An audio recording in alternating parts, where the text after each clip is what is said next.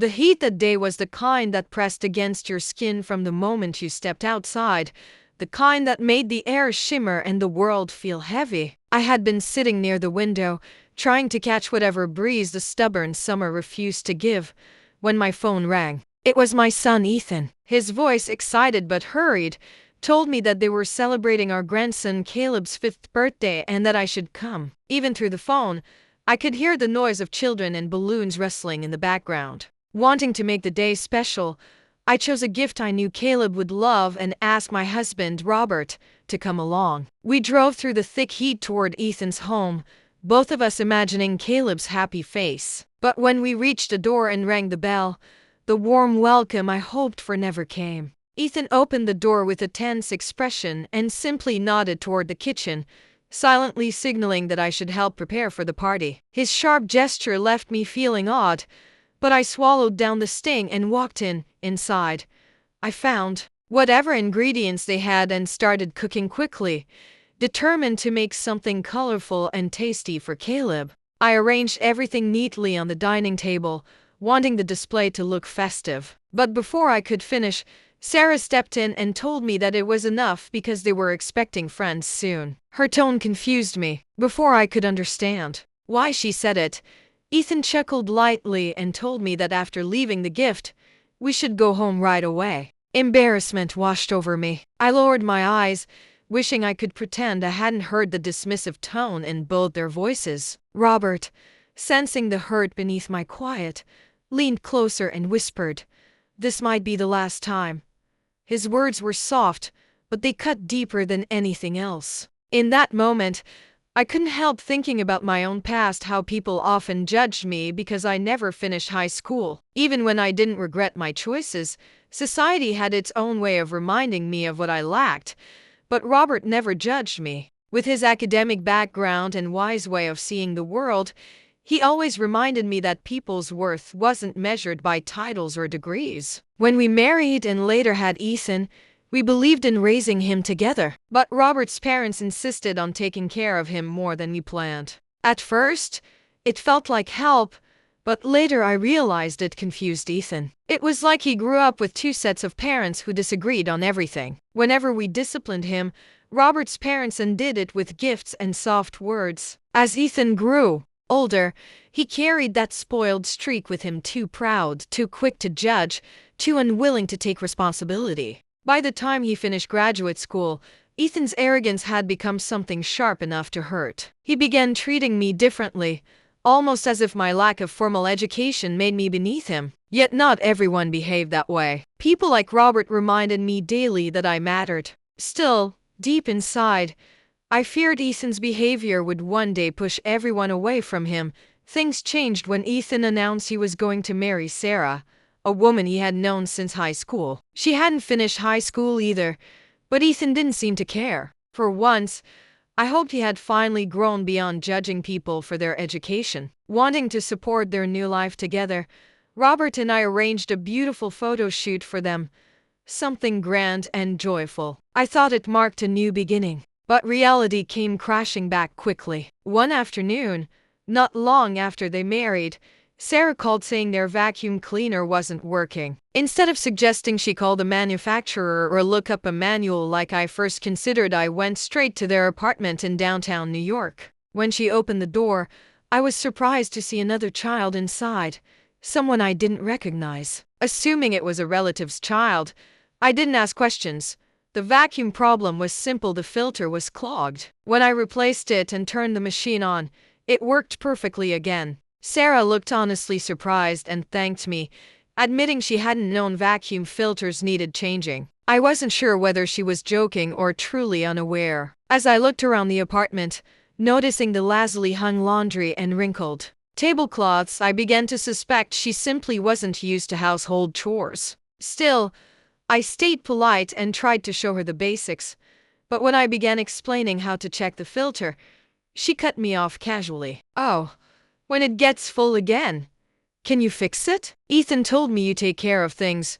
Her tone was so matter-of-fact that I froze. In that instant, it became painfully clear Ethan had been talking about me behind my back. He had made me out to be nothing more than a personal maid, someone they could call whenever they felt tired or lazy. Shame and frustration simmered in my chest as I realized how wrong I had been to think he had changed. From then on, Sarah called constantly. Evening calls became routine: dinner help, cleanup help, even grocery shopping when she said she was craving something specific. Once, I was told to babysit the same child I had seen earlier. Only then did I learn he was Caleb, Sarah's 5-year-old son from her previous marriage. They had never mentioned him before, and I had never pried.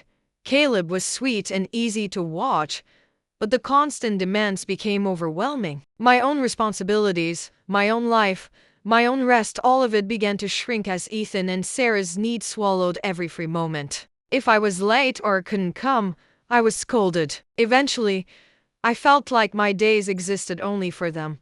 The exhaustion grew heavier every week. Even nights of sleep didn't bring relief. I tried stretching exercises, gentle home massages, anything to help my aching body. But nothing eased the weariness. I didn't want to burden Robert. He had a whole company to run, so I kept most of my pain to myself. One summer morning, the air thick with smog warnings and heat advisories, I woke feeling dizzy. My legs shook when I sat up. I stayed in bed 30 extra minutes, hoping the weakness would fade. Robert noticed immediately. He always noticed and offered to take me to the doctor, but I insisted on resting at home. I promised him I wouldn't do any chores that day. But rest was not what waited for me. Ethan called as usual, ordering me to come watch Caleb and clean. When I told him I was sick and wouldn't be able to come, he didn't care. He said they had an important commitment and that I better be there. He hung up before I could speak. Even though every bone in my body felt heavy, I forced myself to go because the thought of Caleb being left alone frightened me. When I arrived, Ethan and Sarah were already gone. Half-eaten dishes covered the kitchen, and expensive clothing was scattered all over the living room. With slow, tired movements, I cleaned everything, watching Caleb out of the corner of my eye while he colored quietly. But halfway through the dishes, the world tilted, my stomach twisted, and the edges of my vision darkened. My body couldn't keep going. I collapsed onto the kitchen floor, barely aware of the cool tiles against my cheek. I tried to speak, tried to move, but nothing worked. Caleb, still focused on his coloring, didn't notice me lying there. I could only breathe shallowly, wondering how long I would remain conscious. Time slipped strangely. At one point, I thought maybe this was the end of my exhaustion, that everything would simply fade. But then the doorbell rang. A moment later, Robert walked in. He saw me instantly, his face filled with worry as he rushed to pick me up. He spoke gently to Caleb, telling him he was taking Grandma home and that the boy would be okay for a little while. Caleb nodded, eyes wide. Robert carried me home, his strong arms steady, his voice the only thing keeping me awake. He gave me water, held me close, and finally laid me in bed. The doctor later said I had been dehydrated and worn down from months of overwork. Still trembling, I whispered to Robert, "I'm so sorry for being a burden," but he shook his head silently, squeezing my hand, reflecting on the moment before. Heading to Ethan's house, I felt relieved that I had quickly informed Robert. Despite promising to rest at home, going out felt like betraying Robert's kindness. Having updated Robert just in case, true to his word, he arrived to pick me up from Ethan's place. After wrapping up his work, his timely presence couldn't have been more comforting, and feeling safe in bed, he drifted into a deep sleep. Upon waking up at dinner time, I felt rejuvenated after some rest and hydration. Heading to the kitchen to prepare dinner to my surprise, a meal likely prepared by Robert was already set, waiting to be served. Spotting Robert engrossed in a magazine on the couch, I expressed my gratitude for his thoughtful gesture. Noticing I was up, Robert looked up with concern and asked, "You are right," I replied with a thankful smile, saying, "Thanks to you, yes, and thank you for preparing dinner." Chuckling, Robert said, "No problem at all." The relaxed atmosphere as we finished dinner on the sofa was heartwarming. A sway settled and Robert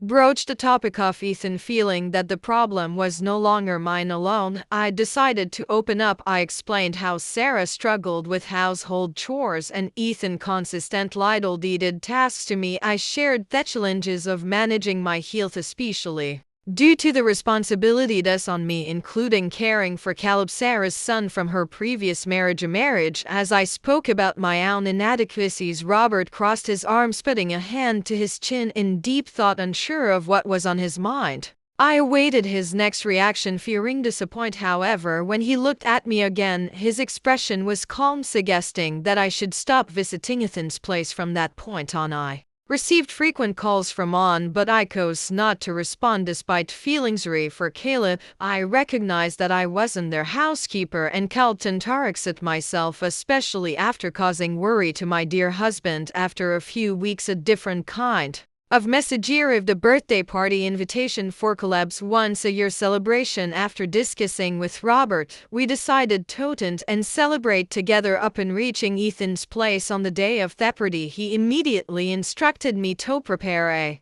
lavish meal, a task he anticipated. I love up easy party recipes in line and started making dishes like gratin, potato salad, and vegetable broth soup. As I laid out the colorful spread, Sarah, smiling, mentioned that their friends would be arriving soon, implying that my role was limited to cooking. Despite their worsening attitude, I held back my anger for Caleb's sake. Joining in with Sarah, Ethan chuckled and suggested I drop off the present and leave, feeling ashamed, especially in front of Robert. I looked down. Robert, quietly observing the situation, murmured in a barely audible tone, "Well, it's going to be the last time this year." Ignoring Robert's comment, Ethan urged me to lead quickly, unable to directly celebrate Caleb's birthday. Robert and I left Ethan's house overwhelmed with guilt. Quickly apologizing, I was met with Robert's firm response: "No, it's him who's wrong." He then drove me home before heading to work. Left alone at home, I sat on the living room couch and soon fell asleep, unable to resist a sudden wave of fatigue.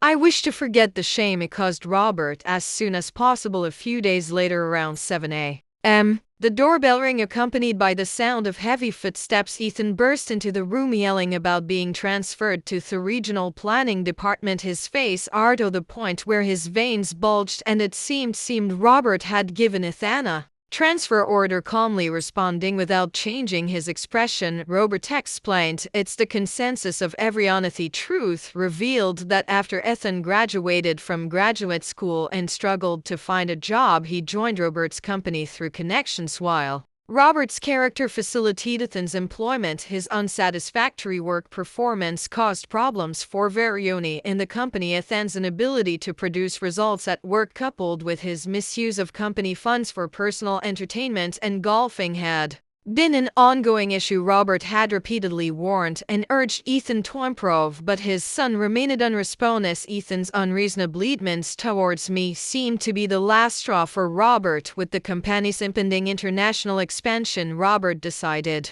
to transfer Ethan to a regional miscellaneous task department with the support of the executives. Robert, who had always believed in people's capacity to change, had held out hope for Ethan's sincere improvement. However, Ethan's conscious lack of growth seemed to have exhausted Robert's patience. The transfer marked a significant fall in Ethan's standing both within the company and his family. When Robert explained the reason for the transfer and told Ethan that he would recognize him until he cooled down and repented, Ethan trembled in a desperate attempt. He warned Robert about not seeing his grands again, referring to Caleb. However, Robert stood firm, revealing that Caleb wasn't their real grandson with no blood connection. Robert explained Ethan's current situation, revealing that the luxury condo and company car Ethan used were owned by Robert. This implied that Robert was aware of Ethan's frequent disturbance. Toastered me, instructing Ethan to pack up and leave. Robert emphasized the consequence Ethan might face. Realizing the gravity of the situation, Ethan began to apologize profusely. Robert, known for his decisive leadership, remained unmoved. As Ethan limped towards the exit, Robert sternly told him to grow up and not blame the child. Ethan's transfer to Nebraska followed, and a few days later called seeking help with credit card payments, revealing Sarah's misuse of his card. Neither Robert nor I were willing to assist until we saw a genuine change in Ethan. This marked a shift in her approach, choosing not to enable his irresponsible behavior. As I hung up the phone, I reflected on Ethan's current struggles, acknowledging that he was now experiencing the real-world challenges. While I felt a bit guilty for putting pressure on Sarah, considering her role In shaping Ethan's character, I believed in the concept of karma. People find happiness through compassion and personal growth, not just through surrounding themselves with luxuries. With my newfound freedom from Ethan's constant summons, I embraced a new hobby, trying out various baking recipes and sharing photos on social media. The positive comments I received boosted my self-esteem, and I felt more fulfilled than before. Meanwhile, with Ethan's transfer, the previously struggling department Robert oversaw regained momentum. The company's rapid growth contributed to Robert's increased recognition in the CEO community, celebrated Robert's success, and held hope that Ethan would one day undergo a sincere change, realizing it was all done out of love. When that day comes, I'm open to cooking a meal for Ethan and his family.